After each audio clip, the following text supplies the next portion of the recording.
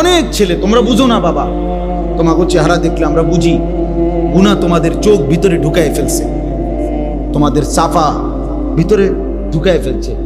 আল্লাহর কসম, তোমরা কেউ লাভবান হচ্ছ না এই নারী দেখে, ছবি দেখে, উলঙ্গ দৃশ্য দেখতে দেখতে। আল্লাহর কসম, শরীর দুর্বল হয়। এটা সাহাবাদের কওল, বুজুর্গদের, এটা পরীক্ষিত। গুনাহ মানুষের শরীর দুর্বল করে, পাপ মানুষের শরীর দুর্বল, চেহারার সৌন্দর্য নষ্ট করে, অন্তর অন্ধকার করে, সে আর কোনো আলো দেখে না। চারিদিকে মসজিদ, সে যেন একটা মসজিদও দেখে না। এক ওয়াক্ত নামাজের সময় কল্পনা করেন চাচা, মনে করেন একটা গ্রামে কমপক্ষে তো 5-10টা মসজিদ আছে। প্রত্যেক মসজিদের যদি মাইকের হরন একেবারে যদি গড়ে 4টা করে হরন থাকে, তো 10টা মসজিদে যদি একসাথে আজান হয়, তাহলে 40টা হরন দিয়া আজান হয়েছে। কি পরিমাণ আওয়াজ হয়েছে! কিন্তু এটা কি পরিমাণ জানোয়ার, কি পরিমাণ নাফরমান! এতগুলো হরন এই জানোয়ারের কানে একটু নড়াচড়াও করলো না। তুই কি পরিমাণ নিকৃষ্ট, কি পরিমাণ নিকৃষ্ট! তুই মানুষের সংসারে, মানুষের সমাজে থাকস কেমনে জানোয়ার? তুই তো সুন্দরবন আর আফ্রিকার জঙ্গলে ওই জানোয়ারদের সাথে থাকা উচিত বেটা। মানুষের বাচ্চা হইলি কেমনে? মুসলমানের বাচ্চা হইলি কেমনে? তোর আব্বা কেমনে মুসলমান, তোর মা মুসলমান, মা পবিত্র দুধ খাওয়াইছে তোরে 2টা বছর আল্লাহর নাফরমানির জন্য। বাবা তার রক্ত পানি করে কামাই করে তোমারে বড় করছে এই নাফরমানির জন্য। কি মেয়ে, এই ছেলে বলো, 14 বছর পর্যন্ত মা বাপ তোমারে পালছে, তুমি 16 বছর বয়সে সারা রাত উলঙ্গ ছবি দেখবা, এর জন্য তোমারে মা পালছে তোমারে? কি রে বেটা, অসভ্য!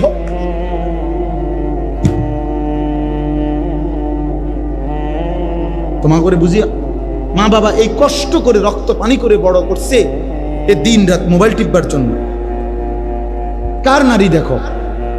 নারী তো তোমার মা, নারী তো তোমার বোন, নারী তো তোমার খালা, নারী তো তোমার দাদি। লজ্জা করে না? মনে পড়ে না ওদের কথা? তুমি ভিন নারী দেখো কেমনে, উলঙ্গ ছবি দেখো কেমনে, জেনা ব্যভিচারের দৃশ্য দেখো কেমনে। তোমার চেহারাটার কি অবস্থা, চুলটার কি অবস্থা, চেহারাটার কি অবস্থা? কার মতো চুল রাখছো? একবারও মনে পড়লো না? কার মতো? কোন কাফের, বেঈমান, ইহুদি, খ্রিস্টান, মুসলমানের পছন্দের হইতে পারে? তাদের ওরা কার মতো চুল রাখছে বলো ভাইয়া? এগুলো কি কোনো কাফেরের না, কোনো ইহুদির না? বলো ভাই, বলো। এত এত রুচিহীন হইলা কেন? গুনাহ এত পছন্দ হলো কেন? আল্লাহকে এভাবে ভুলে গেলাম কেন? প্রিয় নওজোয়ান, নষ্ট হইও না বাপ, তোমার কথা কেউ মনে রাখবে না, বন্ধুরাও তোমারে ভুলে যাবে, এই পৃথিবী তোমারে ভুলে যাবে। এই পৃথিবী থামে না। এই উত্তরা মাইলস্টোন স্কুল অ্যান্ড কলেজে যেদিন এতটা ভয়ানক অ্যাক্সিডেন্ট হলো, এই অবুঝ বাচ্চাগুলো মারা গেল, সেদিন কি ঘন্টা, মিনিট, সেকেন্ড থেমে গেছিল? পৃথিবীর গতি থেমে গেছিল? কোনো একটা মিনিট থামছিল? একটা মিনিট? স্বার্থপর এই দুনিয়া থামে না। রাস্তার কোনো অ্যাক্সিডেন্টে গাড়ি বন্ধ হয়ে যায়, পাশে দিয়া হর্ন দিয়া কোনো না কোনো ভাবে পুলিশ ডাইকা হইলো কি করে যায়, চলে যায়। কেউ এই যে লোকটা লাশ হয়ে গেছে, গাড়িটার মধ্যে 3টা মানুষ মারা গেছে, আরে মরলে মরুক, আমার সময় নাই, আমি যাই। স্বার্থপর কেউ রে মনে রাখে। তোমার পাওটা ভাঙ্গা দেখো, তুমি অ্যাক্সিডেন্টে মোটরসাইকেলে, তুমি যে জঙ্গলির মতো মোটরসাইকেল চালাও, তোমার পাওটা ভাঙলে বন্ধু নামের এই দুষ্টরা কেউ কিন্তু তারা নিজের পাও ভাঙবে না, শুধু দেখে যাইয়ে বলবে আচ্ছা বন্ধু ভালো থাকিস, আবার কথা হবে, খালাস। এরপরে অ্যাক্সিডেন্টের যাবতীয় খরচ বাবার কাঁধে না বন্ধুদের কাঁধে? তো বন্ধু নামের যে শয়তান তোমারে এত জোরে মোটর চালাইতে উৎসাহিত করছে, ওই শয়তান এখন আসে না কেন? তাইলে কেউ না, স্বার্থপর দুনিয়া, স্বার্থপর। আল্লাহ আমাদেরকে হেফাজত করেন। ইয়া আইয়ুহাল ইনসান মা গাররাকা বিরাব্বিকাল কারীম। রব্বুল আলামিন বলে, হে মানুষ, আমার মতো এমন দয়ালু মেহেরবান রব, এমন মালিক থেকে কে তোমারে ধোঁকা দিল? মা গাররাকা, এমন মনিবি কেমনে ছেড়ে দিলা রে বান্দা? এমন দয়ালু মালিক কেমনে ছেড়ে দিলা? যে আমি তোমারে 7 আসমান জমিন আমি তো দিয়েছি, প্রতিদিন সূর্য তো আমি উঠাই, চাঁদ আমি উঠাই, রাত আমি বানাই, দিন আমি বানাই, সকালের আলোটা আমি ফুটাই, রাত্রের অন্ধকারটা আমি নিয়ে আসি বান্দা। প্রতিটা নিঃশ্বাস আমার ইচ্ছাতে হয়, তোমার চোখের পলক আমি আল্লাহর ইচ্ছায়, তোমার হাত নড়ে চড়ে আমি আল্লাহর ইচ্ছায়। 24 ঘন্টা বান্দা আমি আল্লাহ লালন করি, পালন করি, গোটা কায়নাত দিয়ে তোমাকে আমি পরিচর্যা করি। এমন দয়ালু মালিক কেমনে ভুলে গেলাম? মা গাররাকা, কে তোমাকে ধোঁকা দিল? আমার চাইতে উত্তম তুমি কাকে পেলা, যাকে পেয়ে আমি আল্লাহকে ছেড়ে দিলাম? বলো বাপ, একটা ছেলে একজনই ভালো হও, একজন। বাবাদেরকে বলি, যে কয়জন বাবা আছেন, অভিভাবক আছেন, ছেলের বাবা মেয়ের বাপ, আপনাদের প্রধান জিম্মাদারি, ঘরে যদি খাট না থাকে নিচে শুয়েন, কিন্তু সন্তানকে নামাজি বানান। ঘরে যদি সোফা না থাকে তো ফ্রিতে বসেন, স্ত্রী সন্তানকে নামাজ শেখান। এটা মুসলমানের জিম্মাদারি। আজ আমরা মুসলমান হয়েও এটা ভুলে গেছি। বাবা মনে করে আমার উপার্জন সারা দিন রাতের মেহনতের, দেশে থাকি আর বিদেশে থাকি, মাকসাদ একটাই, ঘর করা, বিল্ডিং করা, সোফা বানানো, খাট বানানো, ফার্নিচার বানানো। এগুলো বানাইতে পারলে উনি সার্থক, উনি তৃপ্ত। এবার ছেলেও নামাজ পড়ে না, মেয়েও পর্দা করে না, স্ত্রীও পর্দা করে না। ঘরে টেলিভিশন চলে, নাচ গান নর্তকীর ছবি চলতেছে, রোমে রোমে প্রত্যেক সন্তানের হাতে একটা একটা মোবাইল, সারা রাত উলঙ্গ ছবি দেখতেছে, রোমে রোমে জিনা ব্যভিচারের দৃশ্য, মেন রোমের মধ্যেও টেলিভিশন চলতেছে। স্ত্রী বাজারে বাজারে মার্কেটে ঘুরে, মেয়ে কার পরের ছেলের সাথে অবৈধ সম্পর্ক, ছেলে সারা দিন টোটো করে ঘুরে, 5 ওয়াক্ত নামাজের একটা সেজদাও দেয় না। এই সমস্ত জানোয়ারের জন্যই এই ঘর সংসার করলেন, এই বাড়ি কার লেগে বানাইলেন? এই হাইওয়ানদের জন্য, এই যারা 1 ওয়াক্ত নামাজ পড়েন, এই অসভ্যদের জন্য এই ঘর বানাইলে আপনার আখিরাত কি বলেন চাচা? আমার রক্ত পানি করা এই টাকা দিয়ে আমি বুঝি এই হাইওয়ান, এগুলো 1 ওয়াক্ত কেউ নামাজ পড়বে না, আমি তাদের জন্য ঘর করে গেলাম? বলে 18 বছর বিদেশ করে, 32 বছর বিদেশ করে, কি পরিমাণ ঘাম ঝরা এক একটা টাকার জন্য। প্রবাসী কি পরিমাণ রৌদ্রে, টাটকা রৌদ্রে যারা ডিউটি করে, 14 ঘন্টা ডিউটি, 12 ঘন্টার কমে কোনো ডিউটি নাই। সৌদি আরবে তো আমি প্রতি বছরই হজ ওমরায় গেলে দেখি প্রবাসীদের রুমে রুমে যাই মিয়া, আহা কাঁদে যে প্রবাসীরা, যে হুজুর কষ্টের কথা জীবনেও বলতে পারি না। এইবারও হজ্জের সময় এক ছেলে ও বলতেছে, আমি হুজুর 18 বছর আজকে বিদেশে, হুজুর আমার জীবনের কিচ্ছু নাই, এই 18 বছরের জীবনে পরিবারের কেউরে খুশি করতে পারি না, মারেও না, বাপেরেও না, জিরেও না, বউরেও না, কেউ রে না। আমি বললাম কেন রে ভাই? কয় হুজুর যেখানে 5,000 টাকা দেই, হেরা কয় তে একটা বিদেশ করে, তে তো ইচ্ছা করলে 10,000 টাকা দিতে, জেনে 10,000 টাকা দিই, তারা মন্তব্য করে তে তো বিদেশ করে আজ এত বছর, তে তো 20,000 টাকা দিতে আসছে। কয় হুজুর কোনোদিন কেউ রে খুশি করতে পারলাম, দিয়েই গেলাম সব, কিন্তু খুশি হয় না কেউ। প্রত্যেকেই মনে করে আরো দেওয়া দরকার ছিল, আমি আরো দেওয়া দরকার ছিল, আমি কি খাই না না খাই, কয় এটা দরকার নেই। তাহলে অতৃপ্ত, তাহলে বেচারা 18 বছর পরেও যদি সংসারে সবাই অতৃপ্তই থাকে তো সুখ মিলবে কোন? বলেন, ইনসাফ করেন। তাহলে এত কিছুর বিনিময়ে আপনারা যারা এমনি তো সংসার করেন, একের যে যেটাই করেন, বাজার, ব্যবসা, দোকানদারি, কৃষি, প্রত্যেকের তো ঘাম ঝরে বাবা। তাহলে প্রতিটা টাকা তো ঘাম ঝরানো টাকা, সেই ঘাম ঝরানো কষ্টের টাকার বিনিময়ে আমার সন্তান বুঝি সারাদিন রাত মোবাইল চালাবে আর নারী দেখবে, উলঙ্গ ছবি দেখবে, এর জন্যই আমার এটা বুঝি ইনসাফ হলো? হ্যাঁ, আমি সবারকে বলি না, একজন প্রবাসী 26 বছর বিদেশ কইরা উপজেলাতে, ইচ্ছা করে নাম বলতেছি না, উপজেলার মেন উপজেলায় কয় যে হুজুর আমি 4 তলা বিল্ডিং করছি, সম্পূর্ণ বিল্ডিং এর কাজ শেষ করে ভাড়া দিছি, কয় এরপরে দেশে চলে আসছি 26 বছর পরে, মনে করছি আর বিদেশ করতাম না, আল্লাহ দিলে এই বাড়ির ভাড়াই পাবো 1-1.5 লাখ টাকা।